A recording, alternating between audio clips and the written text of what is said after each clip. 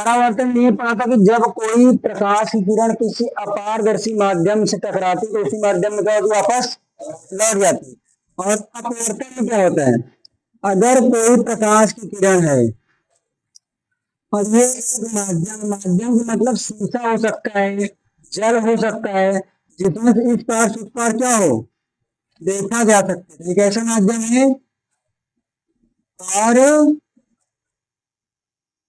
ये पारदर्शी माध्यम हो गया। जब किसी पारदर्शी माध्यम से कोई प्रकाश की किरण ऐसे जाती है, क्या होती है, और जैसे इसमें से गुजरती है, पारदर्शी माध्यम से प्रकाश की किरण गुजरती है, तो इसे सीधा ऐसे जाना चाहिए था, ये क्या हो गया, सीधा जाना चाहिए था। लेकिन ये सीधा ना होकर ये क्या होती है, अपने रास्ते से थोड़ा सा होती है, मुड़ जाती है। चाहे तो थोड़ा सा मुड़ जाती है, चाहे थोड़ा विचलित हो जाती है, चाहे थोड़ा सा अविलंब की ओर झुक जाती है। इस घटना को बोलते हैं प्रकाश का अपवर्तन। क्या बोलते हैं, प्रकाश का अपवर्तन। तो प्रकाश का अपवर्तन क्या होता है, जब क्या होता है, प्रकाश की किरण किससे गुजरती है, किसी पारदर्शी माध्यम से, पारदर्शी माध्यम से गुजरती है, तो वह अपने रास्ते से थोड़ा क्या होती है,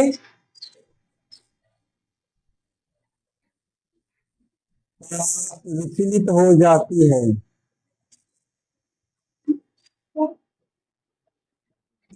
इस घटना को प्रकाश का क्या कहते हैं, अपवर्तन कहते हैं। समझ में आया, प्रकाश का अपवर्तन किसे कहते हैं, जब कोई प्रकाश किरण है, जैसे अगर किसी भी पारदर्शी माध्यम, जैसे पानी में, पानी पानी क्या पारदर्शी, जिसमें से देखा जाता है, अगर उसमें से क्या हो, प्रकाश की जो किरण होती है, क्या होती है, किरण अगर गुजरेगी तो अपने रास्ते में नहीं जाती, सीधा इसको ऐसे चाहिए ना, वो अपने रास्ते से क्या होगी, थोड़ा सा मुड़ जाती, क्या होगी, थोड़ा सा मुड़ गई। अब प्रकाश के परावर्तन किसे कहते हैं, जब प्रकाश किरण किसी पारदर्शी माध्यम से गुजरती है तो वो क्या होता है, अपने रास्ते से विचलित हो जाती है, या मुड़ जाती है, या तो झुक जाती है। विचलित मतलब अपने रास्ते से विचलित होकर दूसरे रास्ते में चली जाती है, या मुड़ जाती कह सकते हो, या तो झुक जाती है, या तो अविलंब की ओर झुक जाती है, कुछ भी कह सकते हो। अब जो अपवर्तन की जिस प्रकार हम लोगों ने क्या पढ़ा था, परावर्तन कितने नियम होते हैं, तो इसी प्रकार क्या होता है, अपवर्तन के भी कितने नियम होंगे, अपवर्तन के 2 नियम होते हैं। अब कौन कौन से देखो, अगर हम लोग इनके दोनों को बीच का कोण निर्धारित करने के लिए क्या करें, रेखा खींचे, क्या करें, एक हम लोग क्या कर दिए, रेखा। इस रेखा क्या बोलते हैं, अभिलंब। क्या बोलते हैं इस रेखा को, अभिलंब। तो जो किरण आ रही है और जो किरण विचलित हो रही है, समझ में आया, जो आने वाली किरण होती है उस किरण को हम लोग बोलते हैं आने वाली से आपतित किरण, क्या बोलते हैं, आपतित। और जाने वाली से जापतित किरण क्या बोलते हैं, अरे गधे अपवर्तित किरण, अपवर्तित किरण। आ से आने वाली आपतित किरण, जा से जाने वाली अपवर्तित किरण। तो आने वाली किरण से बनने वाले कोण को क्या बोलते हैं, आई। और जाने वाली किरण से बनने वाले किरण से बनने वाले कोण को आर। आई का मतलब क्या होता है, आपतन कोण। और जाने वाले कोण का नाम क्या होता है, अपवर्तन कोण, परावर्तन और अपवर्तन के नियम में केवल एक अंतर है कि यहाँ पास परावर्तित किरण हुआ करती है, यहाँ क्या होती है परा अपवर्तित किरण, वहां परावर्तन को सब कुछ वही है। इसमें पहला नियम क्या कहता है, प्रथम नियम देखो, इसमें क्या है, एक तो आने वाली किरण क्या लिखते हैं हम लोग आपतित, हाँ बोलो आपतित किरण, और जाने वाली किरण क्या बोलते हैं आप वर्तित किरण, आपतित किरण और अपवर्तित किरण।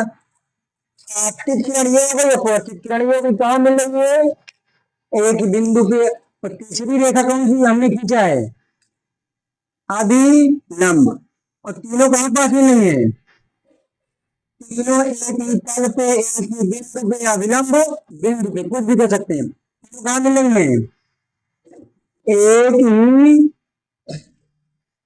बिंदु पर होती है या मिलती है, ये पहला नियम हो गया। अब दूसरा नियम क्या है, पेपर में यही वाला अधिकतर पूछता है, देखिए आने वाली किरण से बनने वाले को क्या बोलते हैं, जाने वाली किरण से बनने वाले कौन को, तो हमेशा एक बात याद रखिएगा, यहाँ पास आपतन कोण, आपतन कोण की ज्या तथा बताता हूं अपवर्तन कोण की ज्या, ज्या ज्या क्या होती है परस्पर,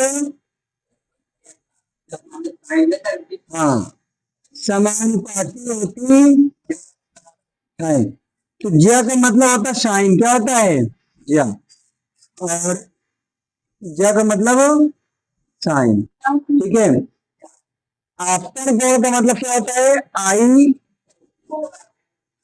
नहीं ज्या, साइन को ज्या बोलते हैं, कास को कोट ज्या बोलते हैं, टैन को स्पर्श ज्या बोलते हैं, हाँ तो हम लोग हिंदी पढ़ रहे हैं ना, तो आपतन कोण की ज्या और अपवर्तन कोण की ज्या आपस में क्या होती है परस्पर समानुपाती, देखो कोण की ज्या, ज्या का मतलब क्या होता है साइन, किस कौन सा कोण आपतन कोण आई, अपवर्तन कोण का मतलब क्या होता है आर, और उसकी ज्या साइन आई, परस्पर समानुपाती का मतलब होता है प्रोपोर्शनल, एक नियतांक होता है प्रोपोर्शनल समानुपाती, तो साइन आई जब ये प्रोपोर्शनल का भी नियतांक हटता है, प्रोपोर्शनल हटता है तो एक नियतांक आता है, उसे हम लोग क्या कहते हैं एन, क्या होगा साइन आर, तो साइन आई इधर साइन आर गुणे इधर किसमें आएगा, किसमें आएगा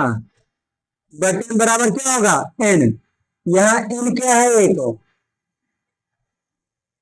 एन क्या है एक नियतांक है, जिसे हम लोग क्या कहते हैं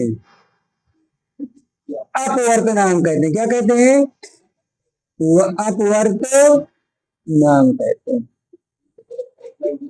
अब तुम्हारे पास पेपर में तो तुम्हें अपवर्तन का नियम बहुत जल्दी दे देगा, तुम लोग लिख लोगे इजी से, लेकिन वो अगर कह दे कि स्नेल का नियम लिखिए, तो याद रखिएगा कि जो अपवर्तन का दूसरा नियम होता है उसी को क्या कहते हैं स्नेल का नियम, इसे क्या कहते हैं स्नेल का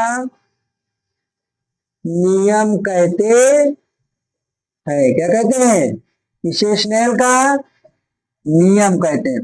पेपर में तुम्हारे पास तो सीधा से पूछ सकता है प्रकाश के अपवर्तन से आप क्या समझते हैं, अपवर्तन का नियम लिखिए, तो प्रकाश के अपवर्तन लिखना पड़ेगा, उसके कितने नियम है दो, प्रथम नियम क्या है आपतित किरण और अपवर्तित किरण, तीसरा अभिलंब, तीनों कहाँ होते हैं एक ही बिंदु पे, अभिलंब बिंदु क्या मान लेते हैं? ओ। पहला नियम, आपतित किरण अपवर्तित किरण अभिलंब तीनों कहाँ होंगे? दूसरा, आपतन कोण की ज्या और अपवर्तन कोण की ज्या, जो आपतित किरण से और अपवर्तित किरण से बनने वाला जो कोण होता है, इन दोनों की ज्या आपस में क्या होती है? समानुपाती होती है। क्या कर दिए? कभी भी अगर समानुपाती चिन्ह हटता है तो एक नियतांक आता है। एक नियतांक मतलब कांस्टेंट के रूप में कोई भी वैल्यू आएगी, तो ये नियतांक n। अब ये आई इधर आर गुणे में इधर किसमें आएगा? बटे में। तो n बराबर क्या हो जाता है? साइन आई अपान में साइन आर। अब इसी को क्या कहते हैं हम लोग? स्नेल का नियम। n क्या है? एक नियतांक, जिसे क्या कहते हैं? अपवर्तनांक। और स्नेल का नियम, तो पेपर में अगर स्नेल का नियम आ जाए तो n बराबर साइन आई अपान में साइन। ये क्वेश्चन है, अपवर्तन का नियम ये है, पक्का पेपर में आएगा, छपेगा।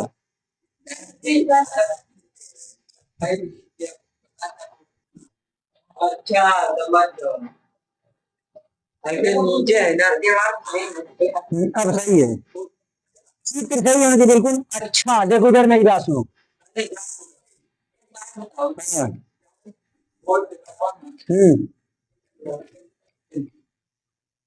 जो एग्जाम में तुमको अपने पास सामान पेंसिल रखना पड़ेगा, मेट रखना पड़ेगा।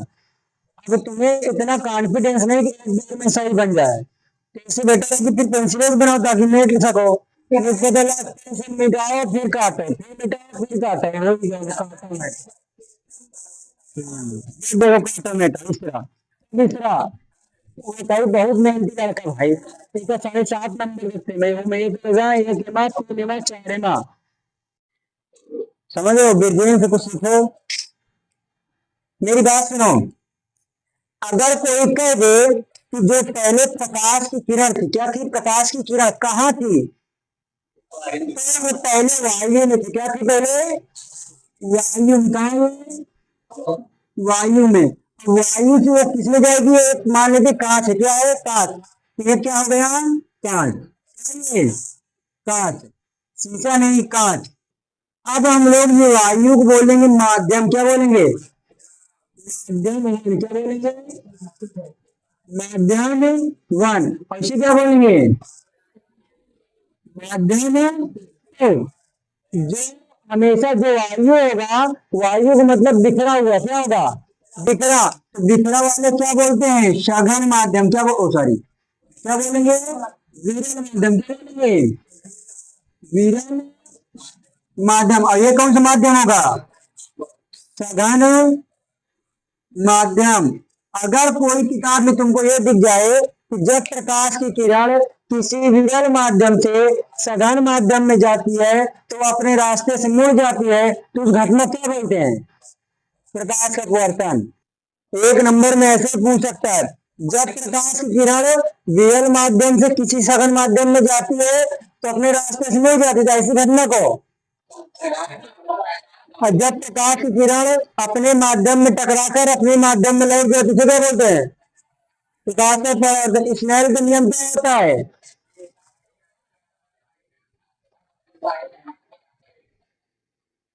वही में साइन आई अपान में आर।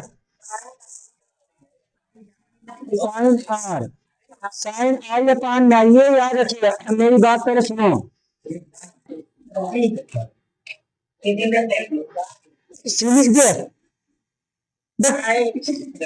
सिन्नी नहीं था।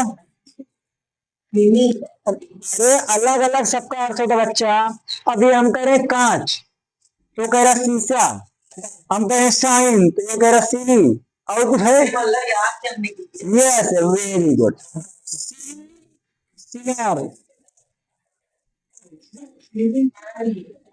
Sign i upon sine r. अपवर्तन के नियम बहुत इंपॉर्टेंट, याद रखिए। ये सोचो कि अपवर्तन की घटना कहाँ होता है। तो तुम लोग जो तारों का चमटमाना देखते हो महीना, है ना? तो अगर पूछे तारे क्यों टिमटिमाते हैं, तो प्रकाश के अपवर्तन के कारण। मारना उसको, तारे क्यों टिमटिमाते हैं? सारे प्रकाश के अपवर्तन के कारण टिमटिमाते हैं। हम लोग देखते हैं, देखो ऐसे देखो, सबो सांस जलाओ तो वहाँ आंखें आंखें अंधेरी हो गई, आधी आंखें रोज लो तो प्रकाश कैसे दिख रहा है? देखो,